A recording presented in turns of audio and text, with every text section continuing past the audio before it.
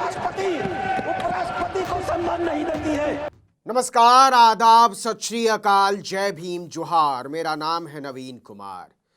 भाजपा के सांसद बहुत परेशान होकर तमतमा उठे थे कि हमारे उपराष्ट्रपति जी का कोई सम्मान ही नहीं कर रहा है। अखबारों के नाम पर भरी राज्यसभा में राधा मोहन दास अग्रवाल ने महामहिम जगदीप धनखड़ की पगड़ी उछाल डाली कि हुजूर, आपकी कोई इज्जत ही नहीं रह गई, आप कैसे सभापति। लेकिन पूरे देश के अखबार इन सूचनाओं से भरे हुए हैं, अभद्र भाषा से भरे हुए हैं, अराजक शब्दों से भरे हुए हैं, अपमानित करने वाले वाक्यों से भरे हुए हैं। ऐसा लगा जैसे संसद का काम देश का काम करना नहीं, जगदीप धनखड़ का सम्मान करना है। ऐसा सम्मान जो अर्जित नहीं कर पा रहे, उसे जबरदस्ती हासिल करना चाहते। बीजेपी ने पूरी कतार झोंक दी थी। क्या नीरज शेखर, क्या किरण चौधरी, ये खुद ही संविधान विरोधी है, किसान विरोधी है। किसानों के प्रति इनका कोई भी जो है मान नहीं है, नौटंकी करते हैं खाली ये सारे के सारे। सभापति की आंखें आनंद के अतिरेक से झुकी जा रही थी। लेकिन यह अंत नहीं था। जिन धनखड़ ने पूरे किसान आंदोलन के दौरान तालू से जीभ चिपकाए रखी, उन्हें देश के किसानों का सबसे बड़ा नुमाइंदा बताया जा रहा था। लेकिन बहस का अगला हिस्सा आगे बाकी था, गौर फरमाइएगा। क्या शर्मिंदा होंगे संविधान बनाने वाले कि ऐसी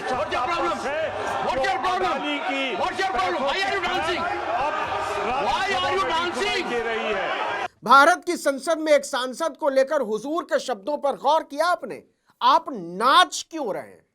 खुद ही बोलने लगे कि मैं इसकी भर्त्सना करता हूं।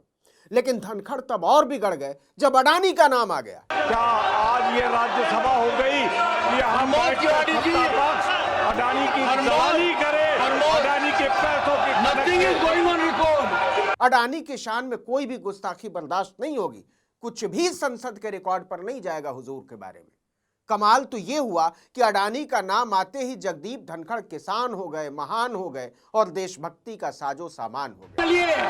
किसान का बेटा हूं, कमजोरी नहीं दिखाऊंगा। ऐसे ही नाजुक लम्हों के लिए डायलॉग लिखने वालों ने लिखा होगा वल्लाह। लेकिन आगे जो आने वाला था उसके लिए अंदाजा लगाना मुश्किल है कि वो वीर रस है या फिर हास्य रस। जरा गौर से सुनिएगा। देश के लिए मर जाऊंगा, मिट जाऊंगा। देश के लिए मरने मिटने के नाम पर ऐसी खांसी आई कि अल्फाज हलक में ही अटक गए। देश की राज्यसभा के सभापति सम्मान के लिए ऐसे गिड़गिड़ा रहे थे कि मन द्रवित हो उठा। सम्मान की ऐसी भूख, लेकिन कमा कर नहीं, चिल्ला कर। मैं आंखों से देख रहा हूं, पीड़ा महसूस कर रहा हूं। मेहरबानी कर दिल टटोलिए, मेहरबानी कर कुछ सोचिए। समझ में नहीं आ रहा था कि धनखड़ बिलबिला रहे हैं या गिड़गिड़ा रहे हैं। राज्यसभा के सभापति संसद चलाने की भूमिका छोड़कर हाथ जोड़ रहे थे कि मेरा सम्मान करो, मेरा सम्मान करो, मेरा सम्मान करो। Look at the gesturing. Look at what you are saying. मैंने बहुत बर्दाश्त किया है। भावनाओं का ज्वार बह निकला था। जिन धनखड़ ने कभी हाथ से हल नहीं पकड़ा, कभी रोपनी नहीं की, कभी बुआई नहीं की, वो देश के सारे किसानों के स्वयंभू रहनुमा बने सरकार के प्रवक्ता बन बैठे थे। संविधान की धज्जियां उड़ा दी। किसने रोका आपके प्रस्ताव को? आपके यहां से बयान जारी होता है। तो दर्द यहां है कि सवाल क्यों उठाया, सरकारी प्रवक्ता होने के लांछन क्यों लगाए, क्यों कहा कि इस सभापति ने पंच परमेश्वर होने की धज्जियां उड़ा डाली। आपका प्रस्ताव आ गया, 14 दिन बाद आएगा इंशाअल्लाह। क्या मासूमियत है। और 14 दिन बाद संसद नहीं चली तो क्या, अपने अपने घर जाइए। सरकार का काम तो निकल जाएगा ना। लेकिन अपनी इज्जत बचाते बचाते धनखड़ साहब ने नेता प्रतिपक्ष मल्लिकार्जुन खड़गे की इज्जत को भी खींच लिया। इज्जत करता हूं खड़गे जी की, 100% करता हूं, मेरी जीरो करते हैं। राज्यसभा की कार्यवाही इतनी कड़वी हो गई थी कि पूछिए मत। गिड़गिड़ाते हुए धनखड़ लग रहा था कि अब रोए कि कब रोए। गरिमा के पाताल में गिरने की खबरों से विचलित मल्लिकार्जुन खड़गे को पुकारते पुकारते कहीं से भी निरपेक्ष नहीं लग रहे थे धनखड़। उनका पूरा संबोधन सिर्फ और सिर्फ विपक्ष की तरफ था, ना कि सदन की तरफ। मान्यवर, मुझ पर कृपा कीजिए, जो समय आपको ठीक लगे मेरे से मिलने का समय निकालिए। मेरे पास नहीं आ सकते तो मैं आऊंगा। देखिए, आप अपने हिसाब से, आप आपका तो एक क्रम हो गया है कि मेरे को टिट बजाना है।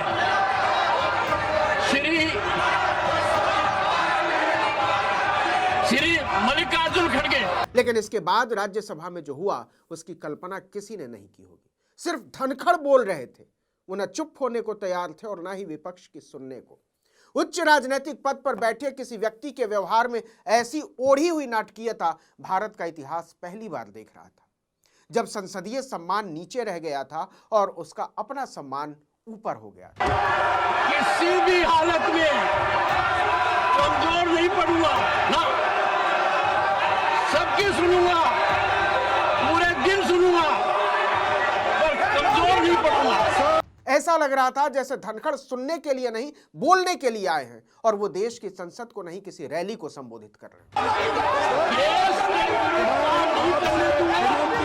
किसान के लिए काम नहीं करने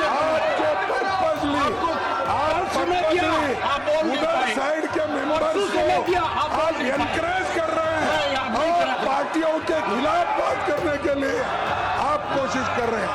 आपको अगर इस सदन को चलाना है, नियति से चलाना है, लोकतंत्र को बचाना है, आप ये बात नहीं करते। खड़गे ने सम्मान के लिए धनखड़ की चीख को हवा में टांग दिया था। वो सीधे सीधे आरोप लगा बैठे कि आप सरकार के एजेंट के तौर पर काम करना बंद कीजिए और अगर आप किसान हैं तो मैं मजदूर का बेटा हूं। लेकिन धनखड़ का अपना ही दुख कम होने का नाम नहीं ले रहा।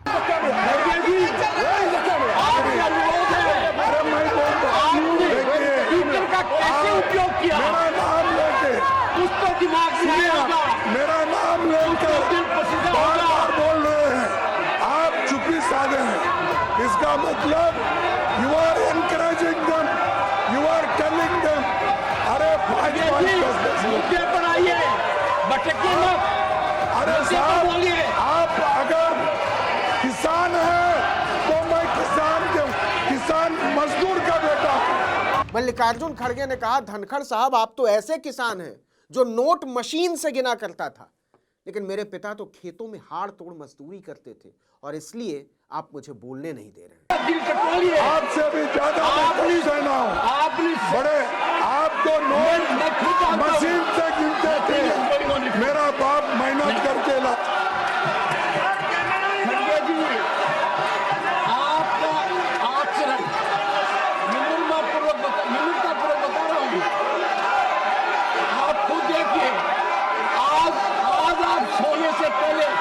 चिंतन कीजिए, मंथन कीजिए। Leader of the opposition insult कर रहे हो, आप उनको बोलने दे रहे हो। आप नहीं दे रहे हो सर,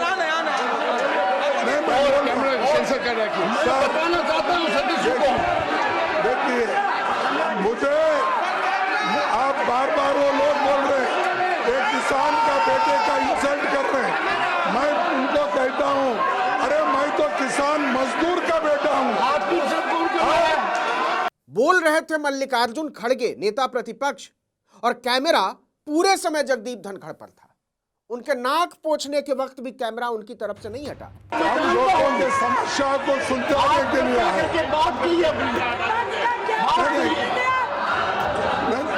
आप अपनी बात कहिए, मैं सिर्फ आपको बता दूं। देखो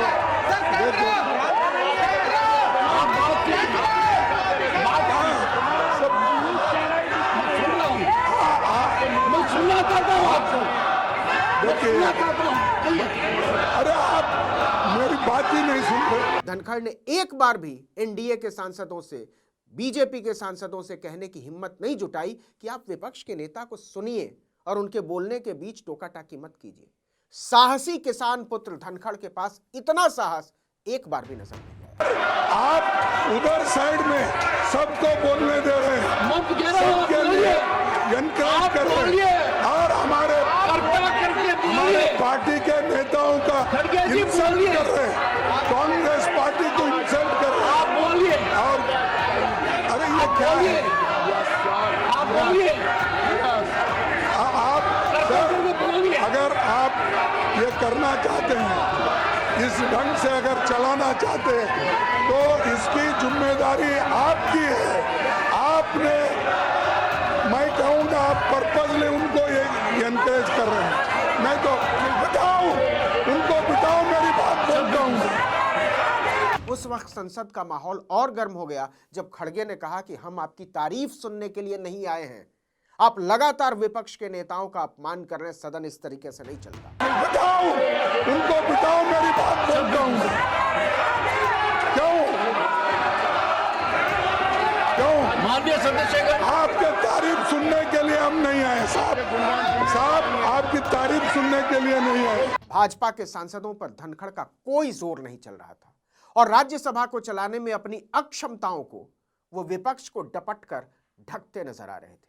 इसके बाद धनखड़ खड़े होकर फिर से भाषण देने लगते हैं।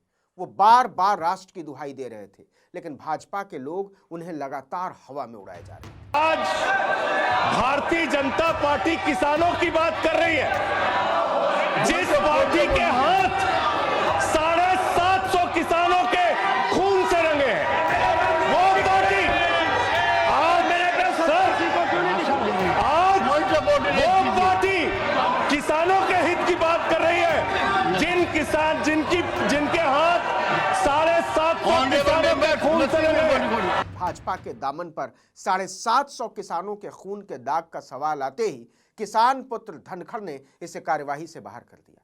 कार्यवाही से बाहर मतलब भारत के संसदीय इतिहास में दर्ज ही नहीं होगा कि संसद में ऐसा कोई मुद्दा उठा। लेकिन आज की तारीख में कौन मानेगा कि कार्यवाही से बाहर कर देने से कोई बात इतिहास से मिट जाया करती है। जगदीप धनखड़ के अलावा यह भ्रम पूरे भारत में किसी को नहीं। इस वीडियो में इतना ही, लेकिन अगर आपने आर्टिकल 19 इंडिया को अब तक सब्सक्राइब नहीं किया तो फौरन कर दीजिए। बेल आइकॉन दबाइए, घंटी जैसी आकृति लाइक कीजिए और कमेंट करके बताइए हमारा वीडियो आपको कैसा लगा।